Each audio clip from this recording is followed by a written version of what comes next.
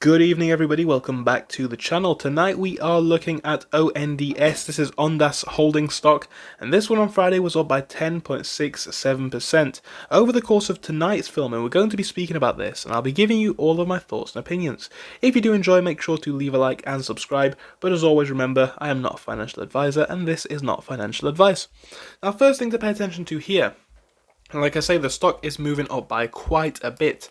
But given the past week or two, we have still seen substantial decreases in price. It's nice to see a support beginning to form potentially around the $4.95 range and to the higher end around $5.